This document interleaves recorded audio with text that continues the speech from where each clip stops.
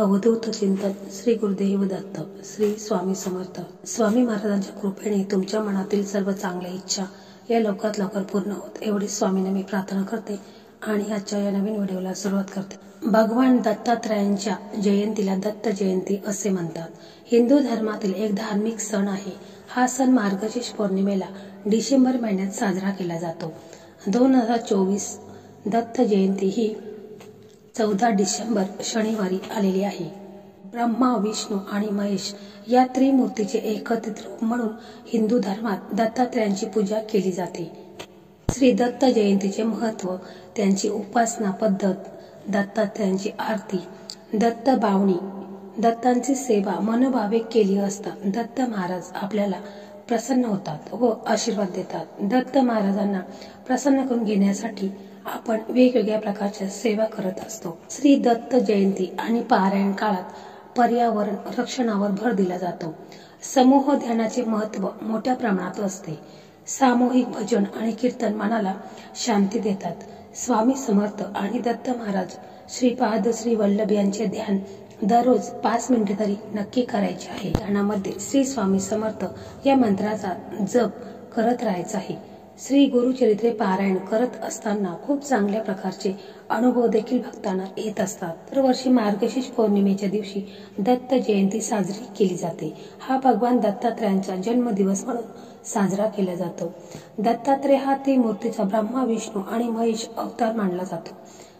गुरुचरित्राचे पारायण देखील केले जाते। दत्त जयंती ही 14 डिसेंबरला आहे। तसेच श्रीपाद श्री वल्लभ या ग्रंथाचे पारायण करतात। या ग्रंथाचे पारायण केल्याने आपल्या घरातील असणारी नकारात्मक ऊर्जा नष्ट होते। दत्त प्रभू यांचे गुरुचरित्र ग्रंथाचे पारायण हे अवश्य करायचे आहे। या दिवशी भरपूर सेवा आणि उपाय आपण करत असतो। दत्त जयंतीच्या दिवशी सकाळी लवकर ब्रह्ममुहूर्तावर उठून स्नान करून घरातील दत्तांच्या मूर्तीवर अभिषेक करावा किंवा श्री स्वामी समर्थ महाराजांच्या मूर्तीचा अभिषेक करून घ्यायचा आहे। तसेच या दिवशी औदुंबर झाडाला प्रदक्षिणा घालाव्यात। औदुंबर झाडाला 108 प्रदक्षिणा घातल्या असता आपले पूर्वजन्माचे पापे हे नष्ट होत असतात आणि म्हणूनच आपल्याला या दिवशी एक चमत्कारिक उपाय आपल्याला या दिवशी करायचा आहे। म्हणजे आपल्याला या दिवशी ह्या झाडाचं एक पान आणायचं आहे। परंतु हा जो उपाय आहे तर हा उपाय आपण 12च्या आतमध्येच करायचा आहे। उपाय तुम्ही कधीही करू शकता। 12 वाजल्यानंतर ना हा उपाय तुम्हाला करता येणार नाही। हा उपाय केल्याने तुमच्या मनातील प्रत्येक इच्छा ही 100% पूर्ण होईल। प्रत्येकाच्या मनामध्ये काही ना काही इच्छा असते, अगदी माझ्यापासून ते तुमच्यापर्यंत आपल्या सर्वांच्याच मनामध्ये छोट्या मोठ्या इच्छा हे असतात आणि या इच्छा पूर्ण होण्यासाठी आपण आपल्या आयुष्यामध्ये कष्ट करतो, मेहनत करतो। आपल्या सर्व इच्छा पूर्ण होण्यासाठी आपल्याला कष्ट तर करावेच लागते, परंतु या कष्टाला आणि मेहनतीला यश मिळणे हे सुद्धा तितकेच महत्त्वाचे आहे।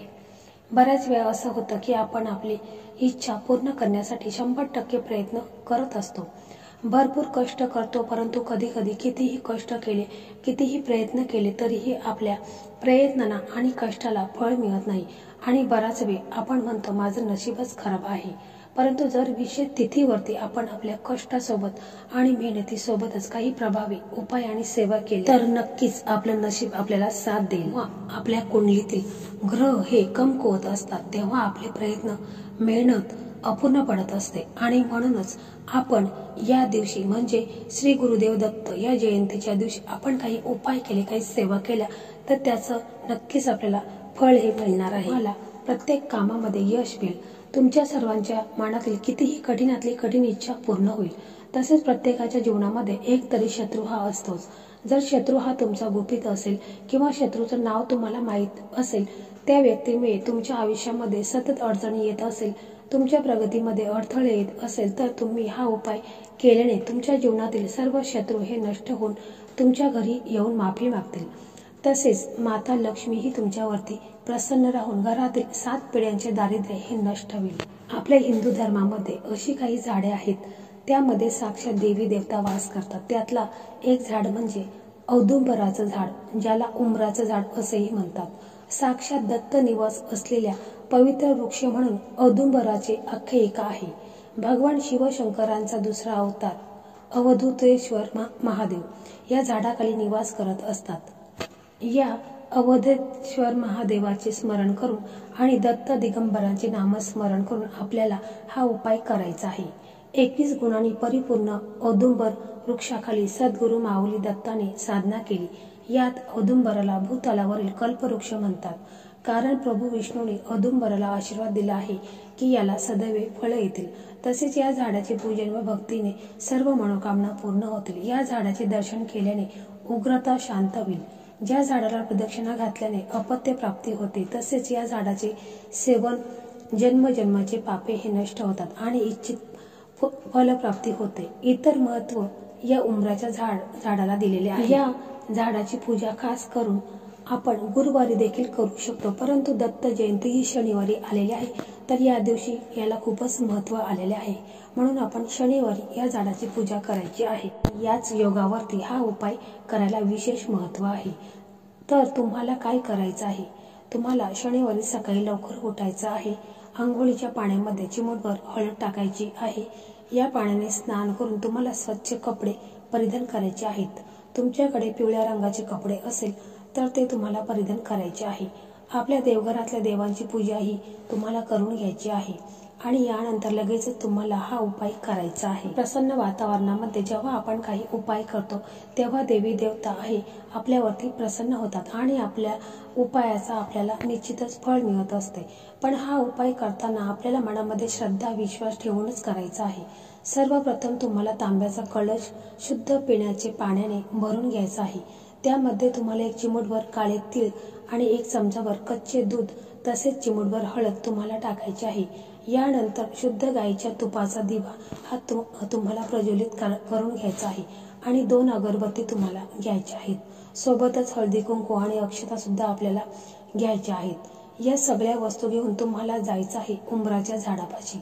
गेल्यानंतर सर्वप्रथम तिथे दिवा तुम्हाला प्रज्वलित करायचा आहे, अगरबत्ती लावायची आहे। यानंतर जे जल तुम्हाला या वृक्षाला अर्पण करायचं आहे, हळदी कुंकू लावायचं आहे आणि जे तांदूळ तुम्ही सोबत नेलेले आहेत तर त्या तांदळावरती थोडेसे हळदी कुंकू टाकून तुम्हाला लाल पिवळ्या अक्षता असतात तर त्या तयार करायच्या आहेत आणि त्या वृक्षाला अर्पण करायच्या आहेत। यानंतर 7 प्रदक्षिणा करायच्या आहेत। दिगंबरा दिगंबरा श्रीपाद वल्लभ दिगंबरा असं तुम्हाला म्हणत राहायचं आहे आणि 7 प्रदक्षिणा तुम्हाला करून घ्यायच्या आहेत। त्याच्यानंतर आपले दोन्ही हात जोडून नमस्कार करायचा आहे आणि त्या वृक्षाचं एक पान जे आहे ते तुम्हाला तोडायचं आहे।